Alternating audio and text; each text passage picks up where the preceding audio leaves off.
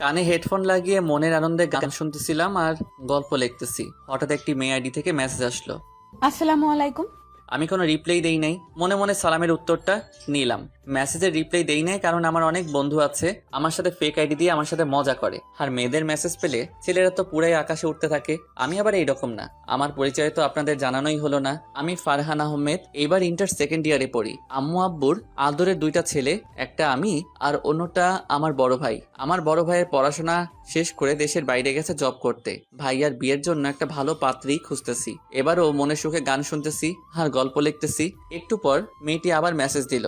কেমন আছেন? জি আলহামদুলিল্লাহ ভালো, আপনি? জি আলহামদুলিল্লাহ ভালো আছি। আপনার কি বেশি অ্যাটিটিউড? কেন হঠাৎ এই কথা বললেন? মেসেজের উত্তর দিচ্ছেন না কেন? একটু কাজে ব্যস্ত ছিলাম। ও, আপনার বাসা কোথায়?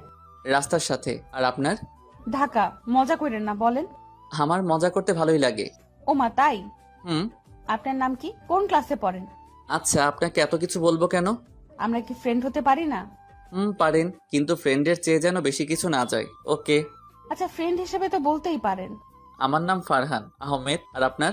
আপনার নামটা তো অনেক সুন্দর। আর পাম দিতে হবে না। এবার বলেন আপনার নাম কি? আমার নাম জান্নাত। মেয়েটির নাম তো অনেক সুন্দর, বললে কি বিশ্বাস করবে? আচ্ছা বলি, আপনার নাম তো অনেক সুন্দর, মাশাআল্লাহ। হুম, সবাই বলে। তা আপনি কোন ক্লাসে পড়েন? ক্লাস 2-এ। দেখেন, মিথ্যা কথা বলবেন না, মিথ্যা বলা পাপ। আচ্ছা, আমি ইন্টার দ্বিতীয় বর্ষে পড়ি। আপনি কোন ক্লাসে পড়েন? অনার্সে পড়ি। আপনার বাসার সবাই কেমন আছে? জি আলহামদুলিল্লাহ সবাই ভালো। আপনার? জি আলহামদুলিল্লাহ ভালো। আপনার বাসা কোথায় বললেন না তো? নারায়ণগঞ্জ। ও, একটা কথা বলি। বলেন। আপনার গল্পগুলো অনেক ভালো। থ্যাংক ইউ আপু। ওই মিয়া, আপু বলেন কেন? ভালো লাগে, আর আপনি তো আমার বড়।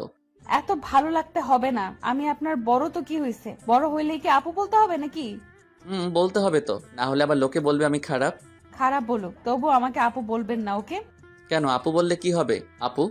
বলছি আপু বলতেন না, তো আপু বলবেন না, বুঝছেন? আর একবার যদি আপু বলেন তাহলে তাহলে কি আপু? যান, আপনার সাথে কথা বলবো না। ওকে, না বললেন। আল্লাহ হাফেজ, ভালো থাকেন। ওই ওই, ফারহান, জি বলেন আপু। প্লিজ আমাকে আপু বললেন না, প্লিজ প্লিজ প্লিজ। এত করে যখন বলছেন, আচ্ছা আপু বলবো না। খুশি তো? হুম, অনেক খুশি। আচ্ছা এখন বাই। ওকে। কেন, কোথায় যাবেন? কলেজে যাব। আচ্ছা তাহলে যান। তারপর আমি রেডি হয়ে নাস্তা খেয়ে কলেজে গেলাম। কলেজে গিয়ে বন্ধুদের সাথে আড্ডা দিয়ে ক্লাসে গেলাম। ফারহান, একটা জিনিস নোটিস করছিস? কি জিনিস বন্ধু? ইয়াসমিন তো এদিক তাকিয়ে থাকে। যা, কি বলিস? কোথায় আমি আর কোথায় ইয়াসমিন?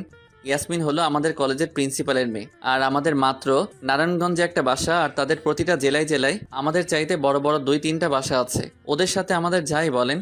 কি ভাবছিস রে? কিছু না, স্যার আসছে, কথা বলিস না।